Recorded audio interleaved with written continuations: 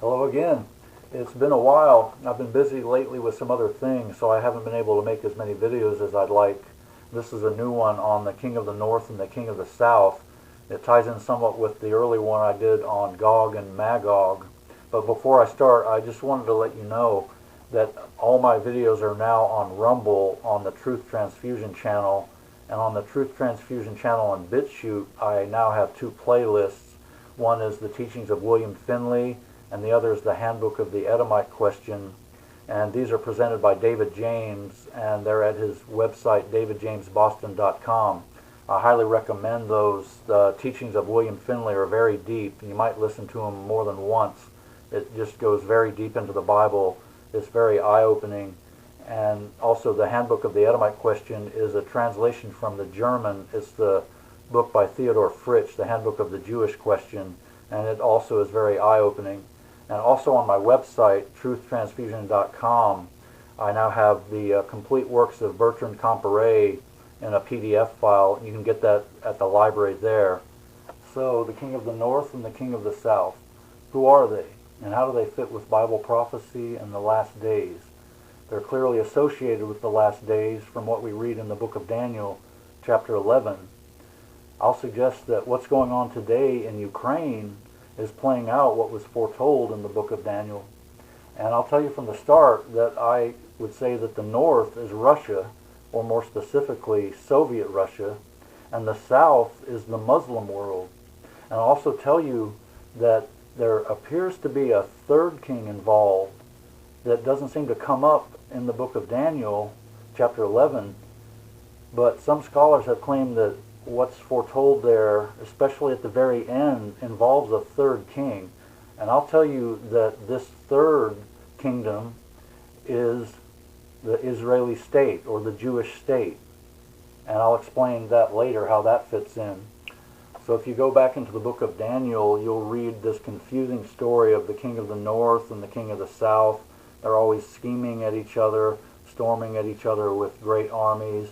They're always plotting. There are always these big intrigues. And they'll even trade their own daughters with each other as part of the intrigues. Historians have pretty much proven that the north would have been Mesopotamia, Syria, parts of Palestine, Turkey, and this had been ruled by the Seleucid dynasty, descending from General Seleucus from Alexander the Great's empire when it was divided.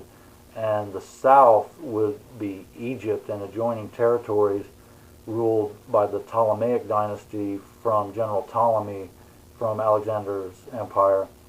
And the north and the south are always with reference to Israel or Palestine in the center. And when you read chapter 11 in Daniel, the king of the north seems to disappear after verses 14 and 15 and then reappear at the end of the chapter. And I would say that it appears what's happening is the king of the north has evolved into just the king. It refers to him as that. And we're actually seeing three kings involved at the end of the chapter, where it starts with the time of the end. And it seems to be a cause and effect, and it's not quite clear exactly who is who and how many there are, because it's always he, him. But I would say that what's happening, what we're seeing today, is the South, which is the Muslim world, is pushing at or assaulting the Jewish state, which is the third king. And the Muslim world is causing the Jewish state to look for more territory as a defense to hold its stronghold, and it's needing to move into Ukraine. And this also, by the way, was the old Khazar Empire, and this was another Jewish state. They're trying to reestablish that there in Ukraine. But this has caused Russia, or the North, to fight back. And this is where we see the king of the North will storm at him with chariots, horses, many ships. And eventually the king of the North is going to pass through, prevail, and come down into the south. And it's also not clear what happens to the king of the south after this. That's all we hear. And it says further that the king of the north will come to an end also. This seems pretty clearly to me what's happening in Ukraine now, and it's not my own idea. I've heard other people say this, that the Jewish state is actually moving into Ukraine and trying to increase its power there. And they've always had some connection there, going back to the Khazars and even earlier. And back to the end of chapter 11 in Daniel, the king of the south kind of just disappears. All we see him do is just push. And then the king of the north storms, but then he comes to his end, it says. And then you might ask, well, if there's a third king, what happens to him? And I think that's what it's saying about Edom and Moab and Ammon there, when it says that Edom, Ammon, and Moab will escape the king of the north. Well, that right there is referring to the third king, or the Jewish state. And it appears it's going to be pushed into a bit east of Palestine, into the old Edomite territory, which is now Jordan, and down into Arabia, Saudi Arabia today. So you might think that Russia, the Islamic world, and the Jewish state don't exactly fit these old prophecies. But if you look closely, there is a clear connection. The Muslim world took over Egypt pretty much from its start, and they adopted the ancient learning and science that had been passed down through the Greek Ptolemies. Even the Arabic script has been shown to be just Greek letters that are rotated and shifted. And the Muslim world was known to be advanced in science and learning beyond Europe for a time. And even today you'll find that the intellectual center of the Muslim world is not in Saudi Arabia, but in Egypt. And as for Russia, the Russians have long been connected to ancient Byzantium. The Russian emperors even claimed to be the heirs of Constantinople or Byzantium after it had fallen to the Turks. The Russian language adopted Greek letters for its alphabet, which had come clearly from the Greek influence as far back as Alexander the Great and even earlier. And the Russians today have been moving down more and more into the old areas of the King of the North, or the Seleucid dynasty, which would be Syria, Iraq, parts of Iran, parts of Palestine, Turkey. And as for the Jewish state, it's clearly connected to Esau, or Edom, in the Bible. And Esau had married into Hittites. The Hittite Empire had ruled as far up as Turkey and even further into southern Russia and down as far as Jerusalem and Palestine. So if this interpretation is correct, and this is what we see happening, then I would say what to look for in the days ahead would be Russia extending its power into Ukraine and also down into Turkey, and it'll even come down into Egypt. And I would say that the Russians will take over the Suez Canal, and this will be to cut off the oil supply and the shipping lanes that come, very important shipping lanes that come up into the Mediterranean. And this would break the power of the Muslim world, and it would come under the influence of Russia. And Russia will even extend its power down into parts of Palestine, even over Jerusalem, and it will push the Jewish state eastward. It will shrink, it will be cut off by the Russians, but it will survive. And Russia actually, or the Soviet Russian state, will actually come to an end, but first it will take over a lot of countries and cause a lot of damage. But eventually, according to the prophecy, it will have an end.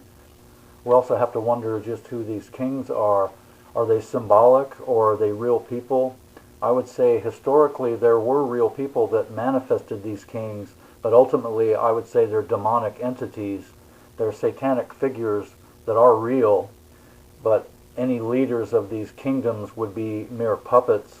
I would say that one would be Vladimir Putin of the north and some Islamic figure in the south.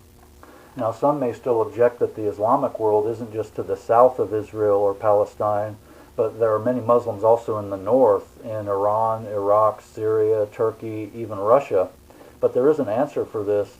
During the Crusades in the Middle Ages, Francis of Assisi helped broker a deal to help end the wars, where Catholicism was allowed in Islamic lands and Muslims were allowed to operate to the north, which ultimately influenced the Turks, Mongols, and others to the east.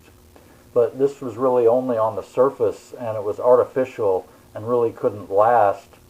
In Daniel's prophecy, I would say that this is shown with the trading of the daughters.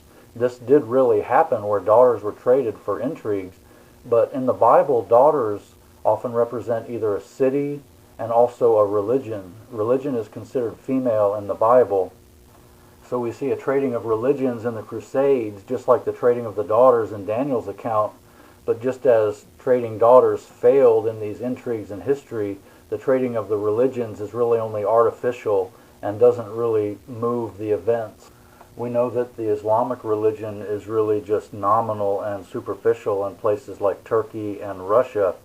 And in fact, it was Don-May Jews like Ataturk that helped break the power of the Islamic religion under the sultans in Turkey. And also the Saudi royal family is believed to be actually Jewish, disguised as Muslims, and they now control Arabia. So with someone like Francis of Assisi, we see people pulling the strings behind the scenes, and they're not what they appear to be.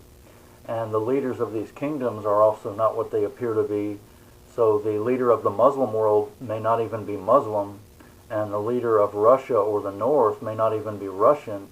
I would say that the leader of the North is Gog from Ezekiel's prophecy, and this is actually something or someone tied to the Amalekites or Edomites in the Bible, and this can also be connected to the Jews.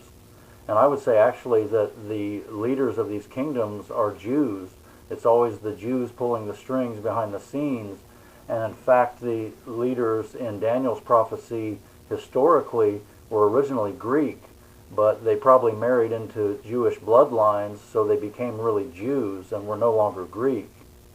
You might say that the Jews are God's chosen people, and the Jewish state is Israel. It's even called Israel today, but no, the Jews are imposters. They're just hypocrites acting like Israel and God's chosen people.